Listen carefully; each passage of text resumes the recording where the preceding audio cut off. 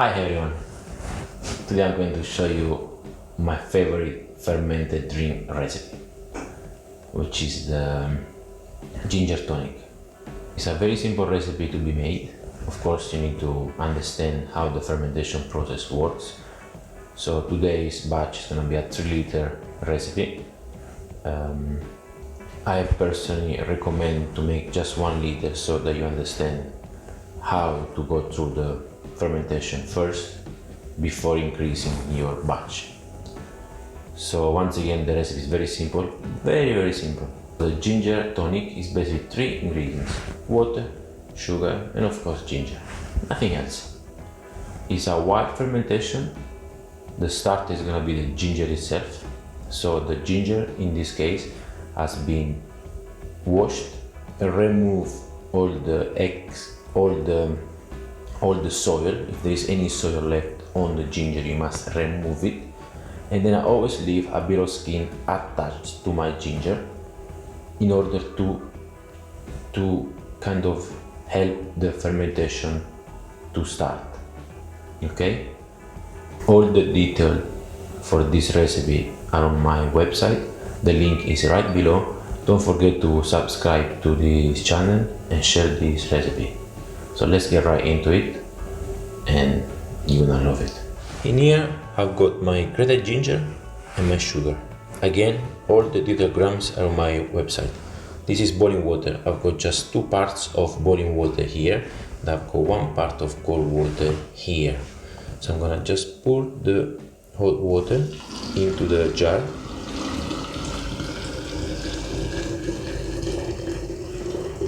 Make sure that you use a good quality jar. If your glass jar is not made out of good glass, it might crack when you pour the hot water inside. So this is very important. You must choose your crock very well. I'm going to cover it and leave it to infuse for about 10 minutes. 10 minutes are now gone. It's time to add our cold water. So I've got some very cold water, and I also add some ice inside, so that I can bring the temperature right down before adding my starter. This is very important. If you don't want to use very cold water, you need to wait at least a few hours before adding your starter inside.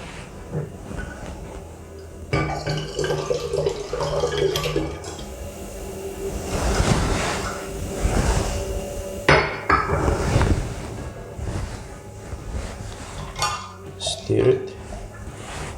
Make sure the sugar is well dissolved. At 36, 37, perfect temperature. Okay, now is when it comes to the tricky part, where I failed a couple of times. We have our starter, our ginger starter, which is basically a previous batch. So I'm gonna add it into this, and what I'm gonna have to do now is take 250 ml of this and keep it for my next batch, where I'm going to add sugar and ginger. So here it's gonna get a bit messy now. This one is gonna be my starter for the next batch. So I'm gonna add linear. I'm gonna add the sugar, ginger, and we're gonna leave it to ferment until our next batch.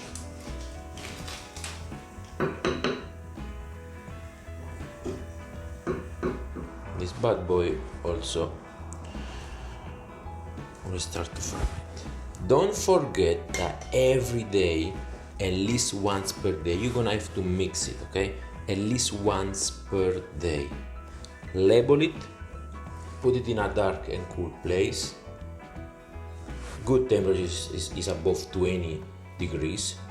And don't forget please to mix it at least once per day.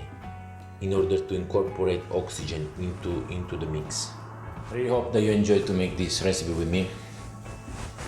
There are a few tips that they are well highlighted on my website, link below. Make sure that you follow them, otherwise you won't get a nice result. This drink is literally amazing if well made. I personally bottle my one in reused soft drinks bottle, so I carbonate it for a few days before stick it in the fridge. It becomes almost like a sparkling wine, like a beer. Very it's fresh, it's refreshing, it's beautiful. Okay. Please comment below what you think about this recipe. Don't forget to share it and subscribe to my channel to stay tuned with the latest recipe created for you. See you on the next one.